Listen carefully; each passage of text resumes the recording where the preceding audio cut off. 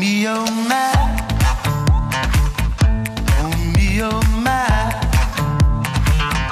Oh me, oh my. Oh me, oh my. Une très belle fin d'après-midi sur la chaîne Sefia TV. Dernière ligne droite pour nos émissions avec l'avant-dernière émission consacrée au challenge des startups Food Tech Village avec Pierre Plantard de Movency. Bonjour. Bonjour. Ça va Pierre? Ça va très bien. Et puis Arnaud Legrand d'Atlantique. Ça va bien Arnaud? Super, bonjour.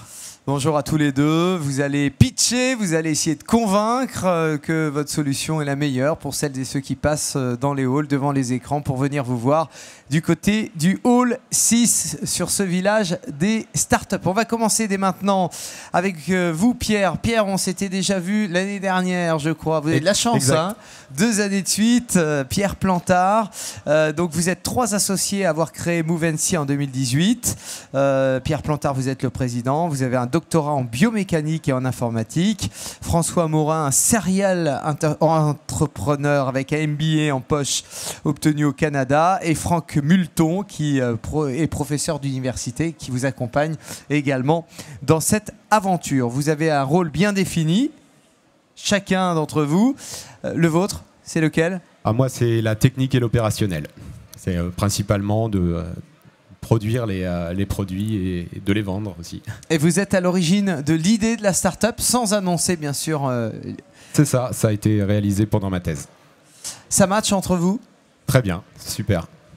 Alors, lors de votre thèse, vous avez rencontré des entreprises, vous avez visualisé quelque chose? Oui, une problématique au niveau de la détection des TMS, notamment sur la partie posturale, qui était un gros problème à l'époque, en tout cas sur les entreprises partenaires. Alors, on va rappeler ce que c'est TMS. Alors TMS, c'est troubles musculo-squelettiques, c'est des maladies professionnelles qui arrivent dans le monde de l'industrie, mais dans tout le monde professionnel, et qui atteint les os, les muscles, les tendons des articulations, et qui provoquent ces maladies, des arrêts de travail et un coût important. L'unique outil avant vous, c'était l'œil humain. L'œil humain, vous allez remplacer les humains alors? Non, on ne va pas les remplacer, on va les aider. Donc vous les aidez, ils cherchaient d'ailleurs des solutions pour avoir des mesures précises.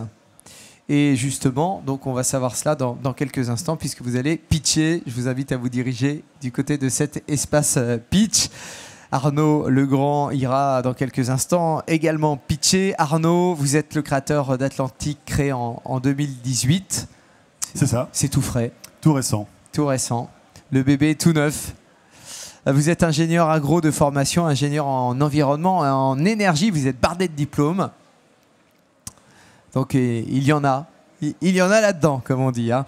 Donc, alors, vous allez nous expliquer votre société, votre entreprise, votre start-up. Vous n'êtes pas tout seul, il y a plusieurs start-up. Expliquez-nous. Oui, en fait, on s'est réunis entre plusieurs entreprises parce que nos clients nous demandaient « Est-ce que vous travaillez avec telle autre start-up qui nous intéresse beaucoup ?» Et à un moment, on s'est dit que c'était quand même plus simple de se réunir dans une co-entreprise. Et Atlantique, c'est une co-entreprise qui comprend plusieurs technologies et services que je vous expliquerai juste après. Oui, parce que derrière se cache l'idée d'opérateur interopérable. Là, de capteur interopérable. D'accord, de capteur. Oui. En fait, on parle de performance énergétique dans les usines.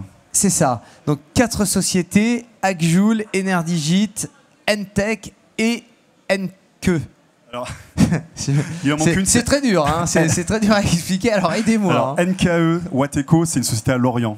Et Energency, la dernière dont je suis le président. Ok, mais vous êtes bien 4 startups. On est 5. 5 startups, d'accord, j'en avais oublié une. L'idée, donc, c'est faire des économies. Cela devient non seulement la norme, mais aussi presque une obligation pour préserver ses marges. Faire des économies grâce à vous, eh bien, les industriels, l'agroalimentaire, vous allez pouvoir faire des économies. Il va vous en dire un petit peu plus dans quelques instants, car il va pitcher. Arnaud Legrand va le faire. Il va pitcher dans quelques instants. Mais pour le moment, c'est Movency avec Pierre Plantard. 3 minutes pour pitcher. Merci. Donc bonjour, je m'appelle Pierre Plantard, je suis docteur en STAPS et à l'origine j'étudiais le mouvement de sportifs de haut niveau. Donc j'essayais d'analyser leur posture et leur mouvement pour essayer d'être le plus en plus performant. Mais tout ça sans risquer de se blesser parce que se blesser ça signifie la fin de sa carrière. Maintenant, je travaille dans le monde professionnel, dans l'industrie et avec les opérateurs. Alors, vous allez me dire, le lien est peut-être pas complètement clair, mais en fait, si, parce qu'un opérateur a le même objectif qu'un sportif de haut niveau, c'est être performant dans son travail tout en préservant son corps des blessures et traumatismes induits par son activité. En gros, le travail implique une pénibilité qui peut entraîner des maladies. Ces maladies se nomment TMS, comme on en a parlé, et un coût très important. Une personne sur 5 en Europe est touchée, et c'est un coût de près de 20 milliards d'euros pour l'Europe. Alors concrètement, ces maladies, c'est des atteintes qui sont souvent irréversibles et qui sont induites par différents facteurs, que ce soit les postures ou le stress. Et donc nous, pour pouvoir essayer d'évaluer les risques de TMS, il faut savoir si la posture que l'on adopte en partie est dangereuse ou pas pour sa santé. Comment on fait ça à l'origine? On regarde directement avec son œil toutes les articulations du corps pour essayer de déterminer si elles sont dangereuses ou pas. Alors, à l'origine, on devait faire ça avec l'œil humain. Vous imaginez bien que c'était très compliqué.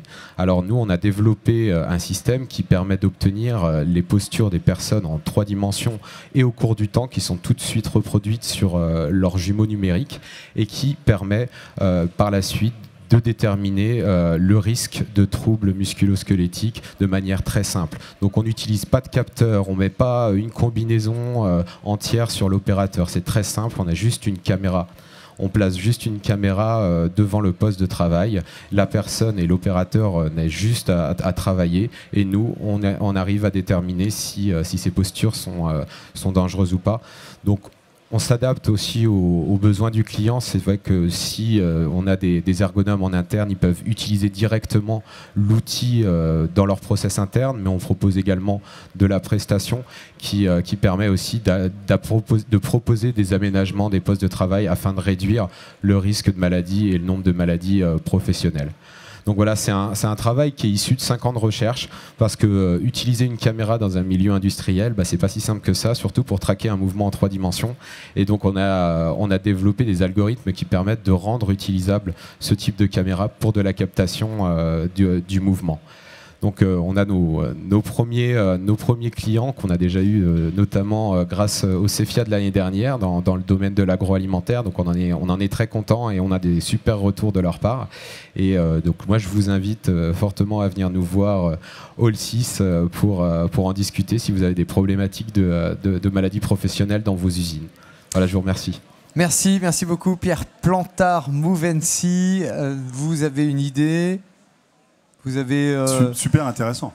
Voilà. En fait, je pense que si l'industrie du futur, c'est une industrie où l'homme est au cœur de l'usine, il faut forcément des technologies comme ça pour garder cette vision. Une véritable idée concrète, un véritable projet, une start-up. Donc on va vous inviter à revenir nous voir, Pierre, et à nous dire quelles sont vos attentes pour cette édition après l'attente 2018 et bien l'attente 2019. C'est la même chose. Nous, on veut toujours rencontrer des industriels qui ont des problématiques pour pouvoir essayer de leur trouver des solutions via nos systèmes. L'année dernière, vous avez acquis combien de clients? Alors, on a notre premier client qu'on a acquis l'année dernière. On n'était pas encore créé, donc on a quand même réussi à en avoir un premier. Et donc là, on aimerait bien en avoir beaucoup plus par la suite. Quelle évolution pour Movency dans les années à venir? Alors nous, on a eu la chance d'avoir une belle couverture médiatique depuis la création. On n'est créé que depuis novembre et on espère pouvoir continuer à nous développer au niveau aussi bien commercial qu'au niveau de la recherche pour avoir des outils qui rendent encore plus de solutions à nos clients.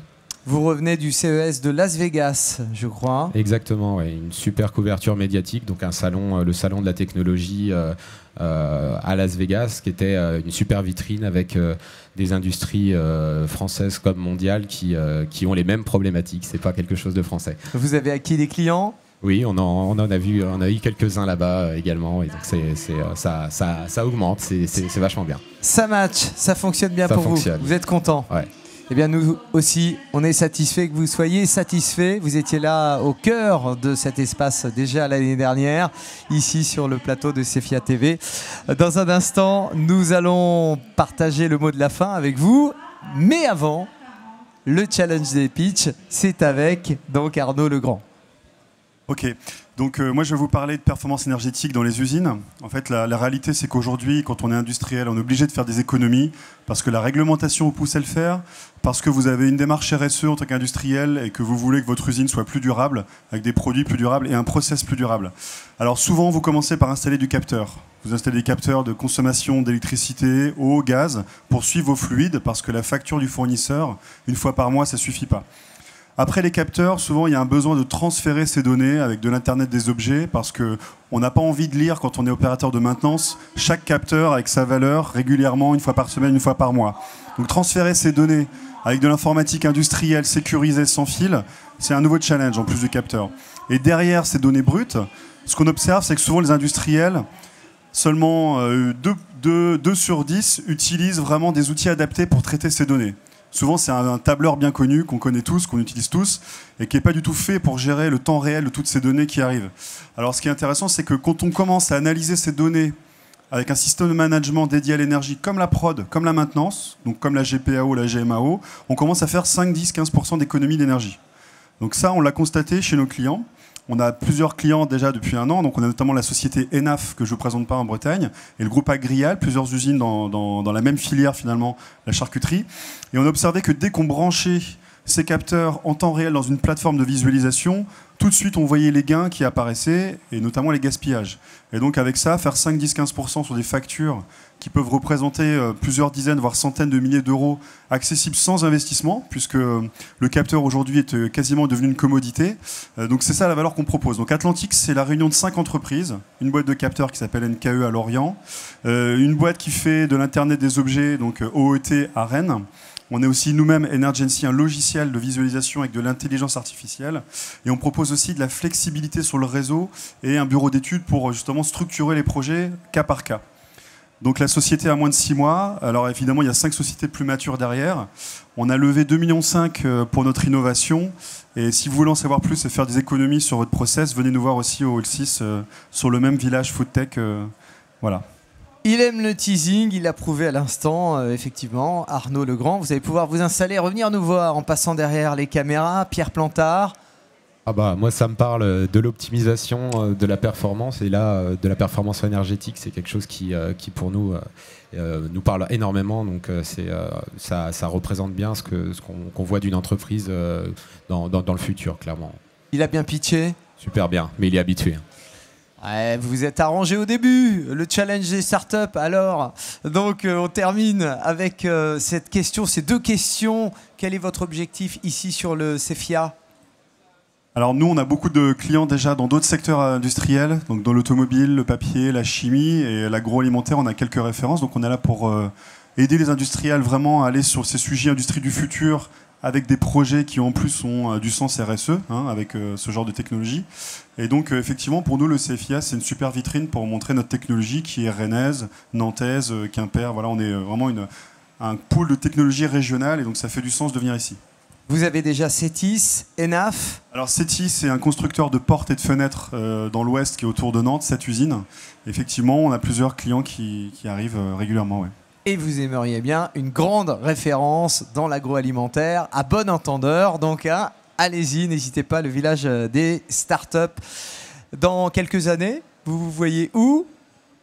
Peut-être au CFIA. Non, on a une croissance à 3 chiffres dans nos entreprises respectives. Donc, au sein du consortium, effectivement, on cherche de plus en plus d'entreprises à accompagner. Souvent, nos clients sont multisites, ils ont plusieurs usines. Donc, voilà, on a de la chance d'avoir une belle croissance. Merci à tous les deux. C'était le challenge des startups. Dans quelques instants, la dernière émission, c'est la keynote d'ABBB France. À tout de suite. Oh me, oh my. Oh me, oh my.